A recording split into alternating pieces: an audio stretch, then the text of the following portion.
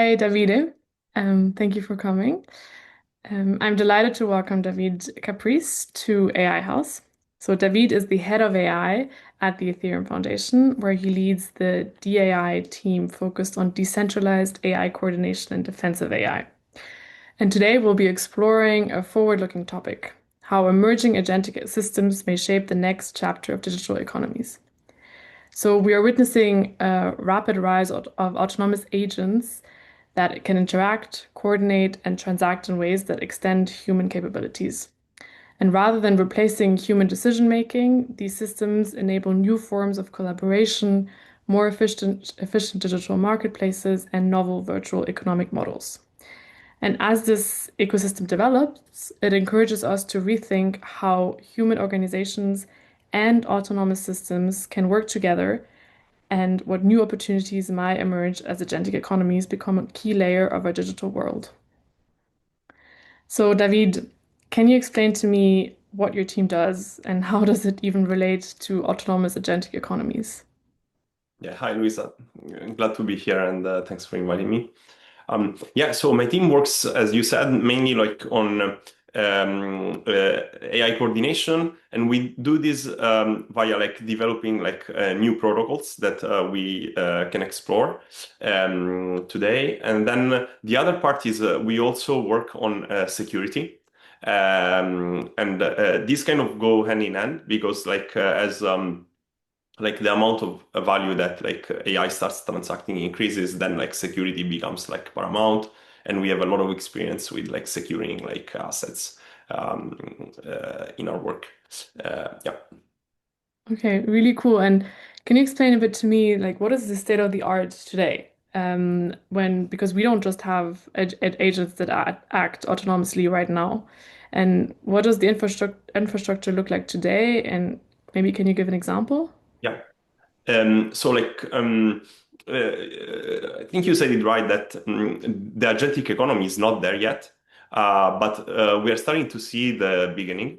Um, in the sense like AI is getting more automated and kind of autonomy like goes up every 6 months. There is like more tasks that these AIs can do for a longer time.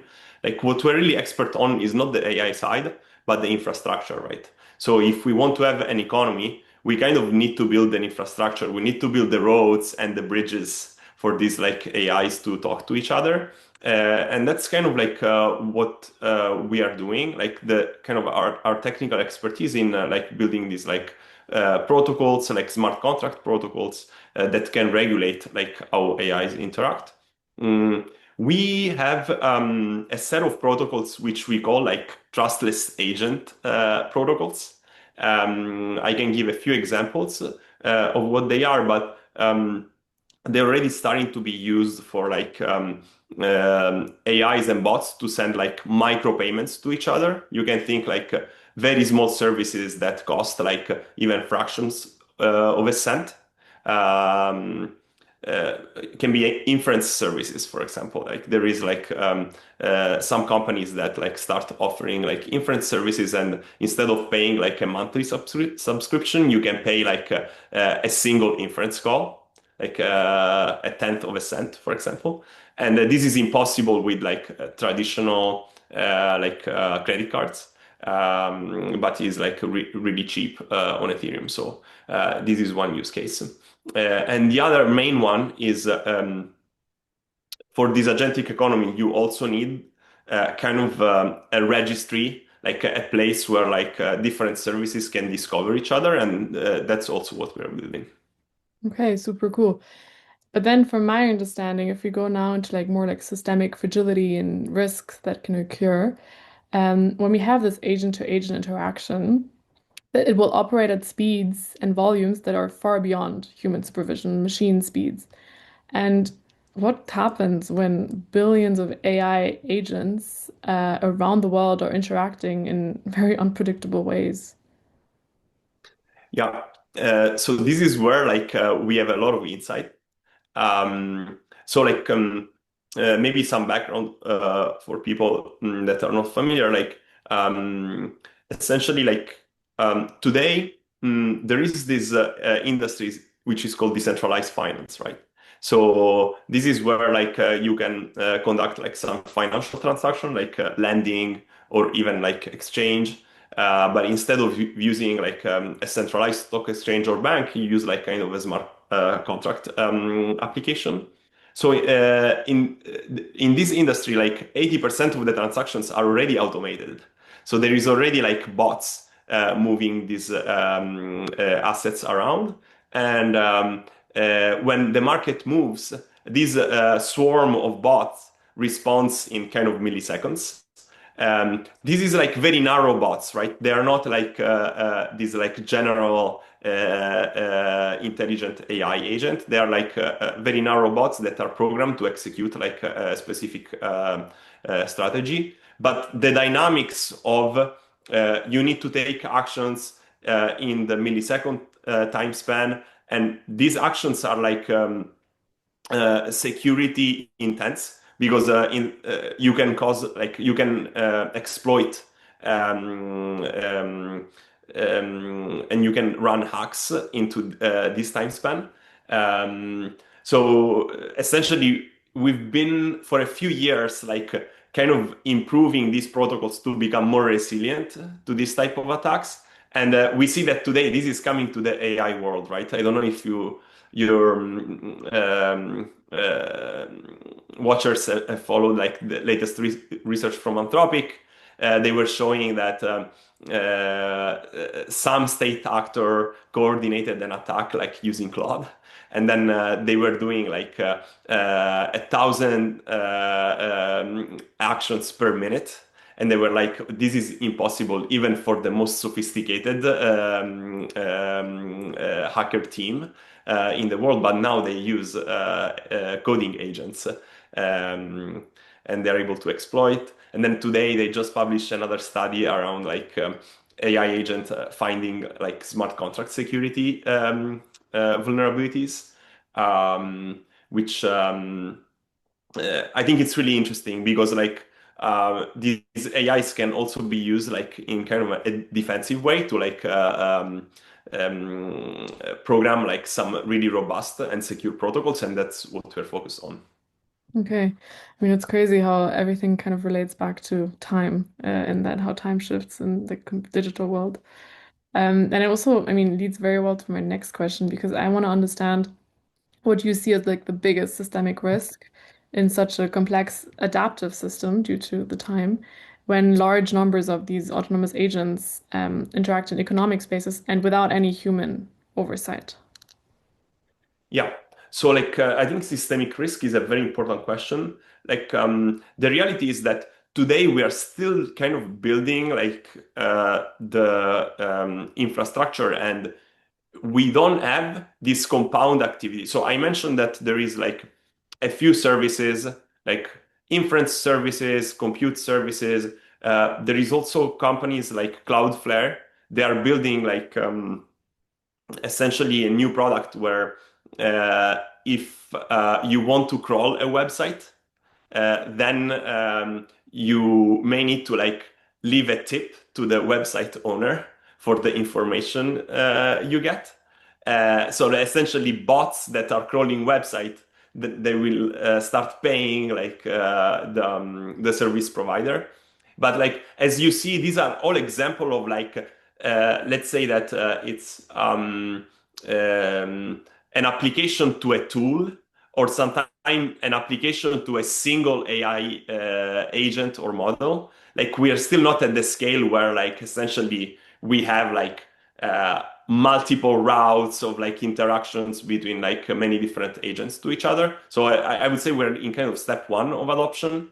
But we can already see that like security of like the multi-agent system starts from like the single interaction security. So essentially we are designing around the use cases we see today in order to have like transparency, open source principle, and then use also cryptography for like verification and making sure that information doesn't leak. And these three pillars, I think, will be the one that will make the system resilient. But in a way, we cannot today designed for like against the systemic risk of like a system that in 2, 3 years we don't know how it's going to look like. We can set the foundation and of resiliency basically by using these like primitives, and that's what we're doing.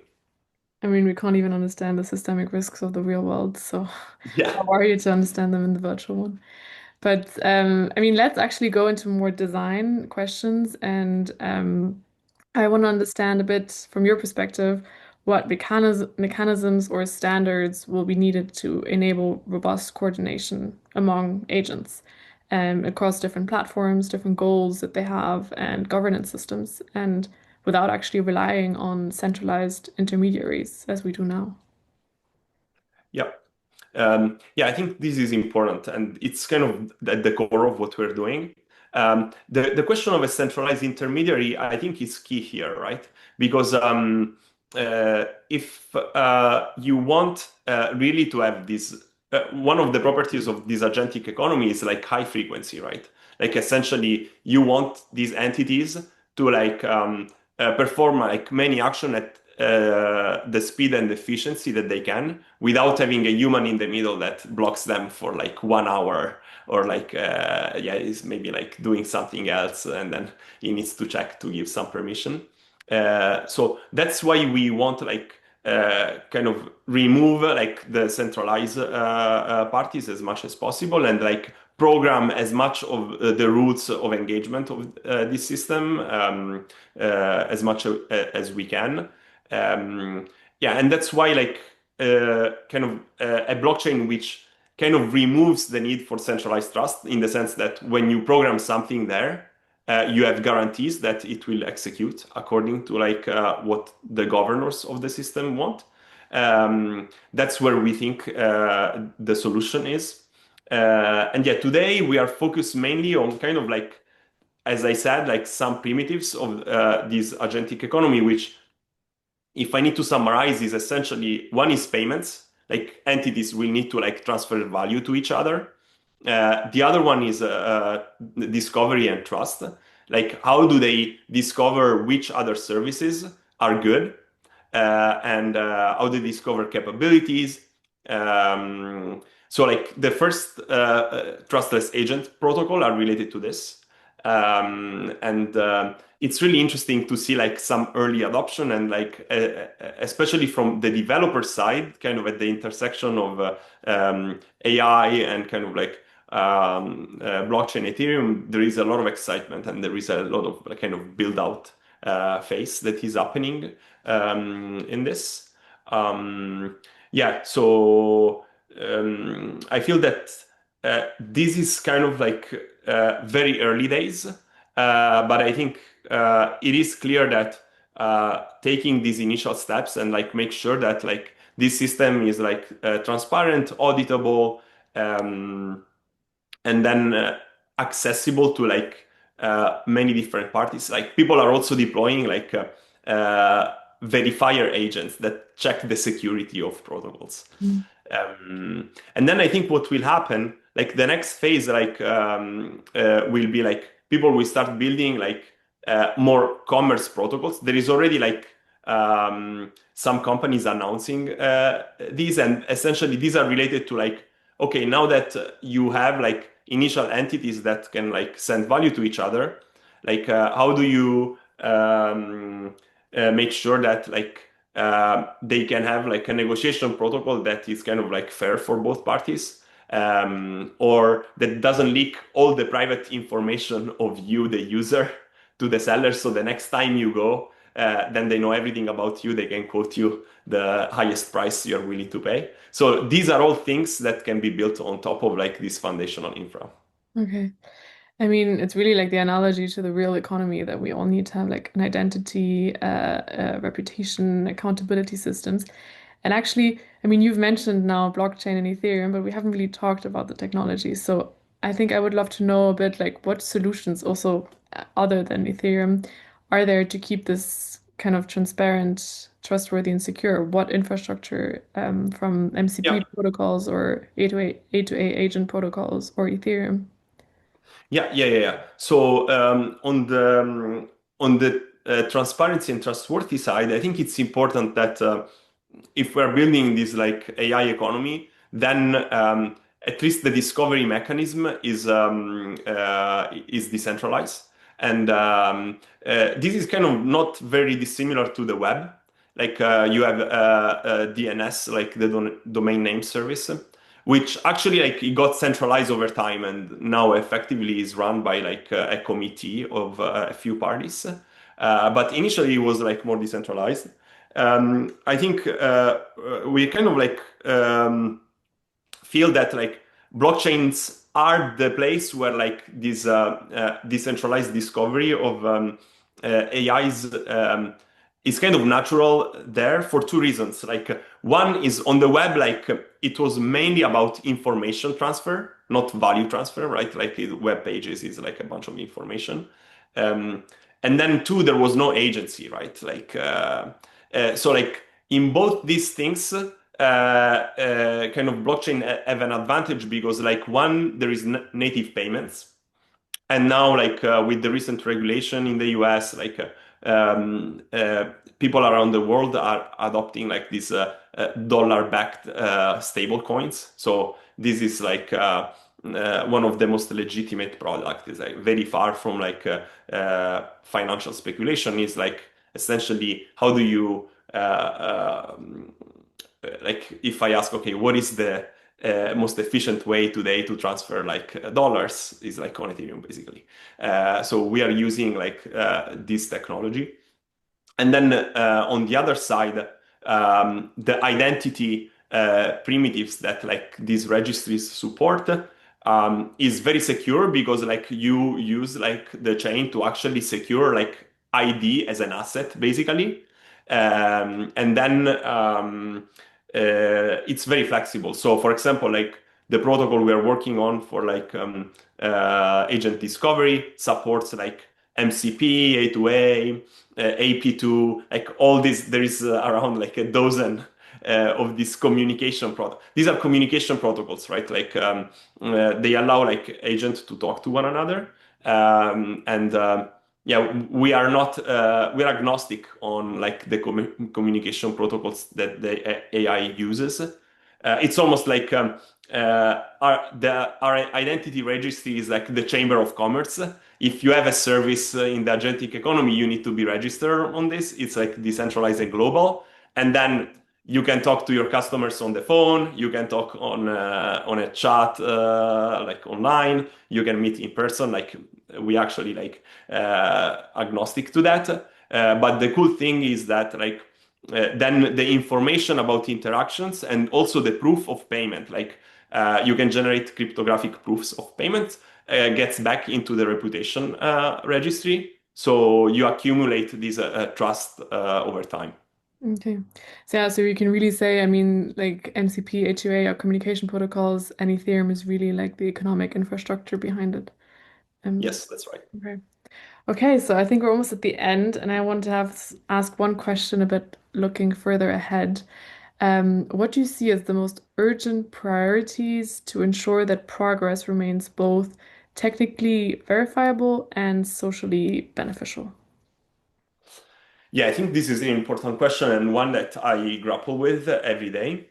Mm, I think it's important for the AI industry to like adopt some best practices around security and also governance. This is something that we have a lot of experience with in Ethereum because it's been 10 years and this project has been like open source from day one, and we've experimented with a lot of governance.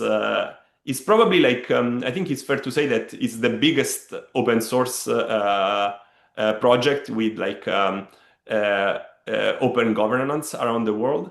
Like Linux has kind of more adoption, but the Linux governance is very structured, but is kind of a smaller set of individuals, like the core developers. Like in Ethereum, there is really a big community, and then like even people that build protocols on top of Ethereum, then they start participating in governance. So I think the core question for me is like we have all these learnings.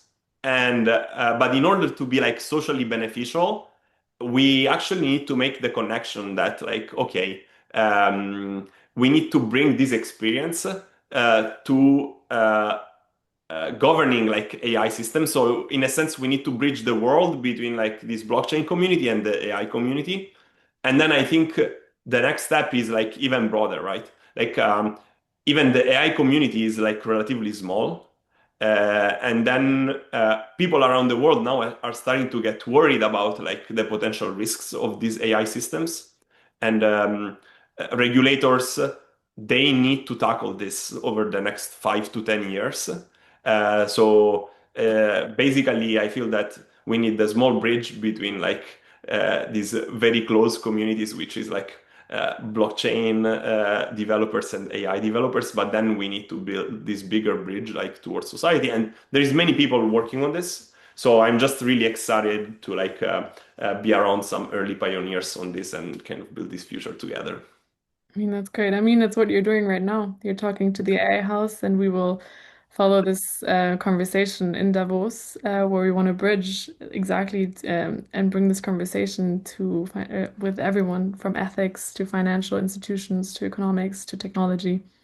So I think we're off to a good start, at least. Um, Yeah, yeah, and thanks for the opportunity. This is great.